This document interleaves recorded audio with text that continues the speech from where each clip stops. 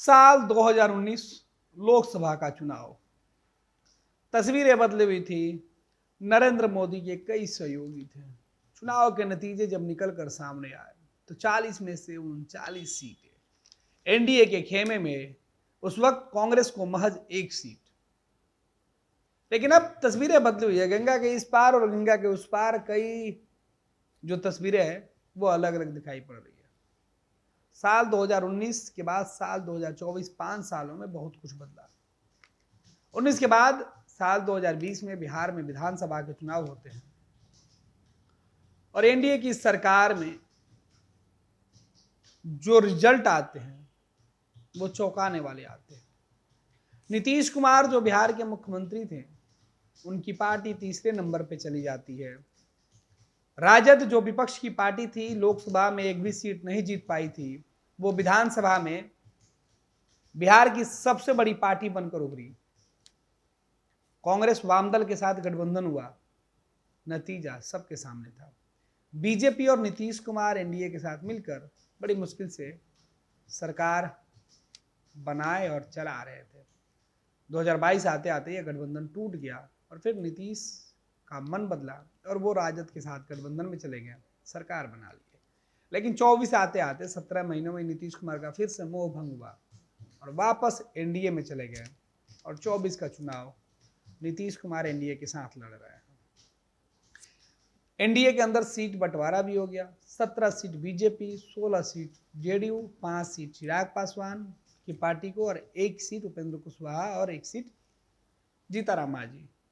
ये 40 सीटों का एनडीए के अंदर का हिसाब है जिस पर एनडीए अपने उम्मीदवारों को मैदान में उतारने जा रही है। लेकिन इन 5 सालों में तस्वीरें क्या बदली है उसकी हम चर्चा कर रहे हैं। दरअसल 2019 में 40 में से 39 सीटें जीतने वाली एनडीए 5 सालों के बाद बदली हुई तस्वीरों में दिख रही है।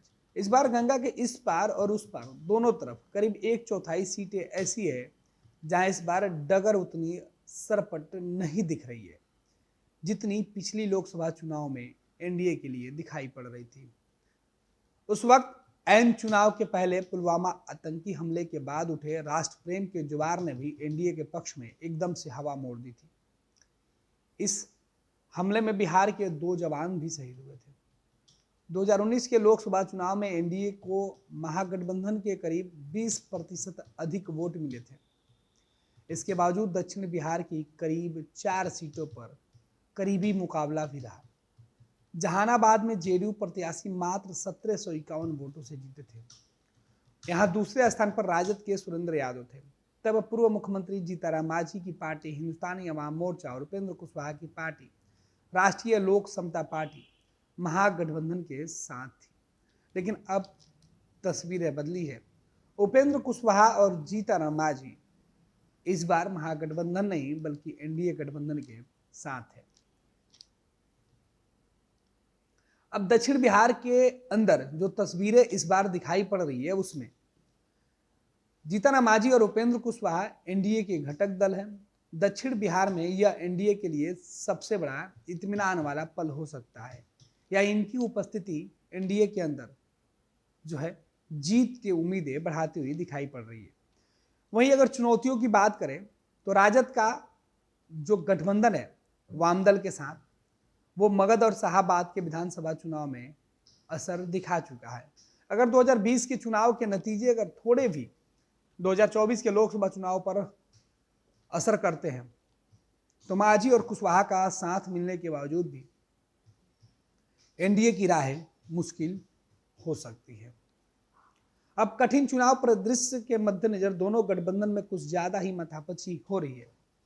अब यह कहा जा रहा है कि अगर ऐसे हालात हैं तो प्रत्याशियों के ऊपर जोर दिया जाएगा। राजद भाजपा माले ने 2020 के चुनाव में जहानाबाद लोकसभा के सभी विधानसभा क्षेत्र में जीत दर्ज की थी। इस संसदीय क्षेत्र में गया और अरवल जिले के विधानसभा क्षेत्र आते हैं। लेकिन इस बार चुनाव के नतीजे बदले हुई राजनीतिक समीकरण के बीच आने की उम्मीद है।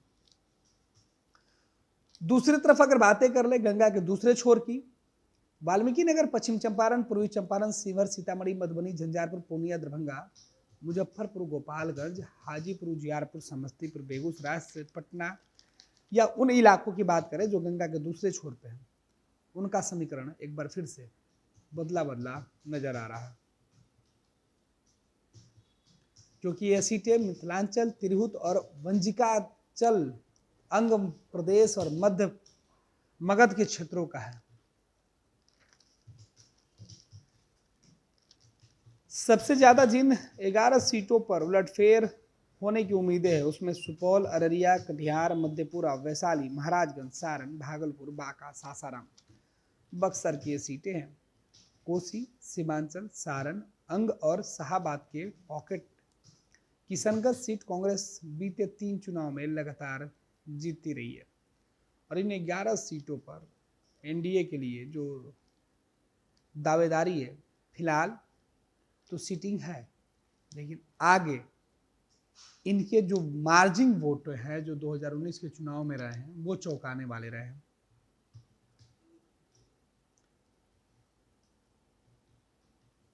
हालांकि पिछले 3 चुनाव से एनडीए लगातार इन 27 सीटों पर जीत हासिल करती रही है, लेकिन 2019 के चुनाव में जिन सीटों पर सबसे कम मार्जिन हुई उसकी भी चर्चा कर लेते हैं।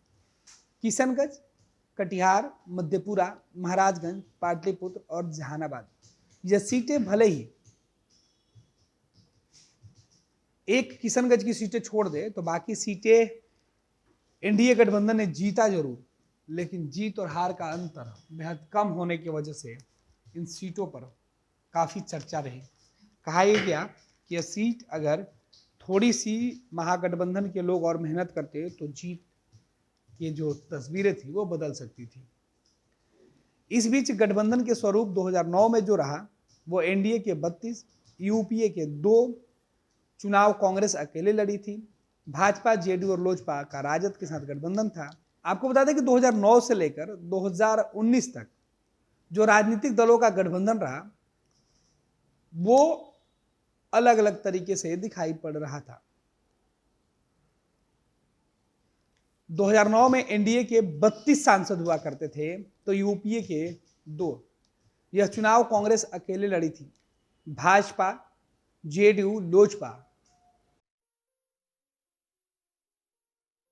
ये लो मुंह मीठा करो, आज मैंने अपना जॉब छोड़ दिया, अब हम पूर्णिया वापस जाएंगे।